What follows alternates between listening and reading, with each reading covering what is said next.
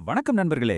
வாங்க இன்னைக்கு நாம சேர்ந்து வரலாற்றோட ஒரு பெரிய கேம் சேஞ்சரான பிரிட்டிஷ் தொழிற் புரட்சி, அதாவது பிரிட்டிஷ் இண்டஸ்ட்ரியல் ரெவல்யூஷனை பத்தி முழுசா டீடைலா பார்க்கலாம். எக்ஸாம்ல இந்த டாபிக்ல இருந்து எப்படி கேள்வி கேட்டாலும் நீங்க கலக்க தயாரா இருக்கணும். அதுக்கு நான் கேரண்டி. சரி, வாங்க ஆரம்பிக்கலாம். ஓகே, முதல்ல இண்டஸ்ட்ரியல் ரெவல்யூஷன்னா என்னன்னு ரொம்ப சிம்பிளா புரிஞ்சுக்கலாம். இதுதான் பேஸ். 18ஆம் நூற்றாண்டுல மனுஷங்க கையால செஞ்சிட்டு இருந்த வேலைகளை மெஷின்ஸ் செய்ய ஆரம்பிச்சது. அவ்வளோதான். இந்த ஒரு பெரிய ஷிஃப்ட்டை தான் நாம தொழிற்புரட்சின்னு சொல்றோம்.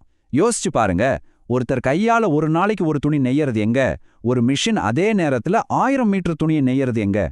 இது வெறும் வேகத்தை மட்டும் கூட்டல, ஒட்டுமொத்த பொருளாதாரம், சமூகம்னு எல்லாத்தையுமே தலைகீழ மாத்துச்சு. இந்த முழு புரட்சியையும் இந்த ஒரு சின்ன ஃபார்முலால அடக்கிடலாம் பாருங்க. மனுஷனோட உழைப்பு, அதாவது மேனுவல் லேபர், எப்ப மிஷினா மாறுச்சோ அப்போ வேகம், அதாவது ஸ்பீட், ராக்கெட் வேகத்துல ஏறுச்சு. வேகம் அதிகமாகும் போது உற்பத்தி பல மடங்கு அதிகமாகுது. அதனால லாபம், அதாவது ப்ராஃபிட்டும் பல மடங்கு பெருகுது. இந்த லாபம் தான் உலகத்தோட போக்கையே மாத்தி அமைச்சுது. சோ இந்த ஒரு சமன்பாடு தான் தொழிற்புரட்சியோட இதயம். இதுதான் நம்மளோட இன்னைக்கு பிளான். இது ஏன் ஒரு முக்கியமான திருப்புமுனை? இங்கிலாந்து எப்படி ஜெயிச்சாங்க, இந்த மாற்றத்துக்கு காரணமான இன்ஜின்ஸ் என்ன, அதனால உலகம் எப்படி மாறுச்சு, அப்புறம் கடைசியா எக்ஸாம்க்கு இதெல்லாம் எப்படி ஈஸியா ஞாபகம் வச்சுக்கிறதுன்னு ஒரு சூப்பர் ஹேக். வாங்க ஸ்டெப் பை ஸ்டெப்பா போலாம். சரி, நம்ம பகுதிக்கு வந்தாச்சு. எக்ஸாம்ல திரும்ப திரும்ப கேட்கப்படுற ஒரு கேள்வி: ஏன் இண்டஸ்ட்ரியல் ரெவல்யூஷன் இங்கிலாந்துல ஆரம்பிச்சது? வேற நாடுகள் இருக்கும்போது ஏன் இங்கிலாந்து மட்டும் இந்த புரட்சியோட பிறப்பிடமா இருந்துச்சு? இத புரிஞ்சுக்கிட்டாலே பாதி பாடம் முடிஞ்ச மாதிரி தான். இங்கிலாந்து கிட்ட இந்த புரட்சியை ஆரம்பிக்க ஒரு சரியான காம்போ இருந்துச்சு. முதல்ல கேபிட்டல், அதாவது பணம். அவங்களோட காலனிகள்ல இருந்தும் கடல் தாண்டிய வியாபாரத்துல இருந்தும் அவங்களுக்கு கொட்டி கிடந்த பணம் பெரிய பெரிய ஃபேக்டரியை கட்ட ரொம்ப உதவியா இருந்துச்சு. ரெண்டாவது ரா மெட்டீரியல்ஸ், மூலப்பொருட்கள். ஃபேக்டரிக்கு தேவையான நிலக்கரி, இரும்பு எல்லாமே அவங்க நாட்டிலே சுலபமா கிடைச்சது. பருத்தியை அவங்க காலனிகள்ல இருந்து ஈஸியா இறக்குமதி செஞ்சாங்க. மூணாவது அவங்களோட பவர்ஃபுல்லான கடற்படை. மூலப்பொருட்களை கொண்டு வரவும் செஞ்ச பொருட்களை விற்கவும் ஒரு பெரிய நெட்வொர்க்கை உருவாக்குச்சு. கடைசியா இனோவேஷன் மைண்ட் செட், புதுசா எதையாவது கண்டுபிடிக்கணுங்கிற ஆர்வம். அப்போ இருந்த அரசாங்கம் கண்டுபிடிப்பாளர்களுக்கு பேட்டன்ட் கொடுத்து என்கரேஜ் பண்ணாங்க. இப்போ பாருங்க, நாம இவ்வளோ நேரம் பேசின எல்லாத்தையும் இந்த ஒரு வரியில சுருக்கமா சொல்லிடலாம். பணம், மெஷின்ஸ், மூலப்பொருட்கள், இந்த மூணும் சரியான நேரத்துல சரியான இடத்துல இங்கிலாந்து கிட்ட ஒன்னா சேர்ந்தது தான் அவங்களோட வெற்றிக்கான ஃபார்முலா. இந்த ஒரு வரியை நல்லா மனசுல பதிய வச்சுக்கோங்க. ஓகே, இங்கிலாந்துல ஏன் ஆரம்பிச்சது நமக்கு இப்ப தெரியும். ஆனா எப்படி நடந்துச்சு? இந்த புரட்சியை சாத்தியமாக்குன அந்த முக்கியமான டெக்னாலஜிஸ் என்ன, இந்த உலகத்தையே மாத்துன அந்த என்ஜின்ஸ் பத்தி இப்ப பார்க்கலாம். ஜேம்ஸ் வாட், இந்த பேரை கண்டிப்பா ஞாபகம் வச்சுக்கணும். ஒரு முக்கியமான விஷயம் என்னன்னா, அவர் ஸ்டீம் இன்ஜினை, அதாவது நீராவி இன்ஜினை கண்டுபிடிக்கல. அதுக்கு முன்னாடியே ஒரு இன்ஜின் இருந்துச்சு. ஆனா அது ரொம்ப மெதுவா நிறைய நிலக்கரியை வீணடிச்சிட்டு இருந்துச்சு. ஜேம்ஸ் வாட் அதை பல மடங்கு இம்ப்ரூவ் பண்ணி குறைஞ்ச எரிபொருள்ல பயங்கர சக்தியை உருவாக்குற மாதிரி மாத்தினாரு. இதனால இந்த இன்ஜினை ஃபேக்டரிகளுக்கு ஒரு பவர் சோர்ஸா பயன்படுத்த முடிஞ்சது. இது ஒரு மிகப்பெரிய திருப்புமுனை. இந்த வரி அதோட முக்கியத்துவத்தை சூப்பரா சொல்லுது. நீராவி இன்ஜின் தொழிற்புரட்சியின் இதய போன்றது. எக்ஸாம்ல மிக முக்கியமான கண்டுபிடிப்பு எதுன்னு கேள்வி வந்தா கண்ணை மூடிட்டு இதை எழுதலாம். ஏன்னா ஃபேக்டரி ஓட, ரயில் ஓட, கப்பல் போக எல்லாத்துக்கும் பவர் கொடுத்தது இந்த நீராவி இன்ஜின் தான். இது இல்லாம பெரிய அளவுல உற்பத்திங்கிறதே சாத்தியமில்ல. ஸ்டீம் இன்ஜின் மட்டும் இல்ல, இந்த ரெண்டு மெஷினும் டெக்ஸ்டைல் இண்டஸ்ட்ரியை புரட்டி போட்டுச்சு. ஸ்பின்னிங் ஜென்னி நூல் நூற்கிற வேகத்தை பல மடங்கு அதிகமாக்குச்சு.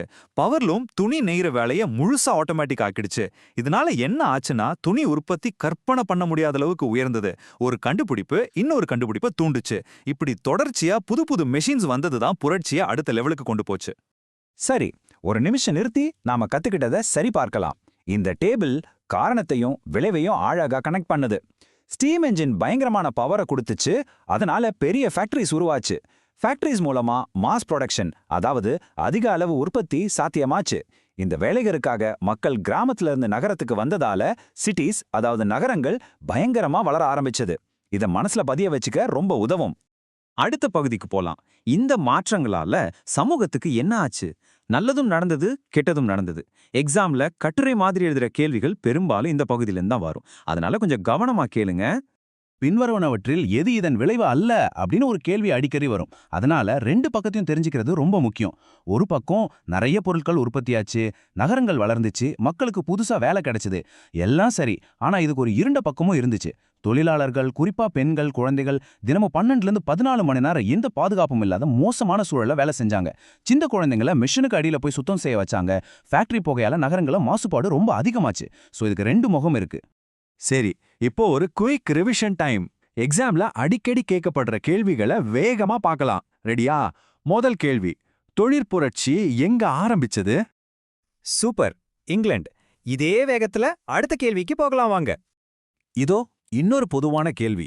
இந்த காலகட்டத்தோட மிக முக்கியமான விளைவு எதோட வளர்ச்சி? இது ஒரு பெரிய சமூக மாற்றத்தை பத்தின கேள்வி. அருமை, சரியான பதில். ஆர்பனைசேஷன், அதாவது நகரங்களின் வளர்ச்சி. மக்கள் கிராமத்திலிருந்து ஃபேக்டரி வேலைக்காக நகரங்களுக்கு கூட்டம் கூட்டமா குடிபெயர்ந்தாங்க. இதுதான் சமூகத்தையே மாத்தி அமைச்சது. இப்போ நாம கடைசி ஆனா ரொம்ப ரொம்ப முக்கியமான ஒரு பகுதிக்கு வந்திருக்கோம். இவ்ளோ நேரம் நாம படிச்ச எல்லாத்தையும், இந்த முழு சாப்டரையும் எப்படி ஈஸியா ஞாபகம் வச்சுக்கிறதுன்னு ஒரு சூப்பர் டெக்னிக் சொல்ல போறேன். சரி, நல்லா கவனிங்க. இதுதான் அந்த மேஜிக் ஃபார்முலா. ESMRT. இந்த ஒரு வார்த்தை போதும். ஈனா இங்கிலாந்து, இது ஆரம்பிச்ச இடம். எஸ்னா ஸ்டீம் என்ஜின், புரட்சியின் இதயம். எம்னா மெஷின்ஸ், ஸ்பின்னிங் ஜென்னி மாதிரி. ஏனா அக்ரிகல்ச்சர் குறைஞ்சது, மக்கள் விவசாயத்தை விட்டுட்டு ஃபேக்டரிக்கு போனாங்க. ஆர்னா ரேபிட் ப்ரொடக்ஷன், வேகமான உற்பத்தி. டீனா டவுன்ஸ் க்ரோ, அதாவது நகரங்கள் வளர்ந்தது. பாத்தீங்களா? ESMRT, இந்த ஒரு வார்த்தை முழு கதையும் சொல்லிரும். அவ்வளவுதான். இப்போ இந்த டாபிக்ல இருந்து எந்த கேள்வி வந்தாலும் உங்களால அசால்ட்டா பதில் சொல்ல முடியும். உங்களுக்கு தேவையான எல்லா பாயிண்ட்ஸும், அதை ஞாபகம் வச்சுக்க ஒரு சூப்பர் டெக்னிக்கும் இப்போ உங்ககிட்ட இருக்கு. நீங்க நிச்சயமா நல்லா பண்ணுவீங்க.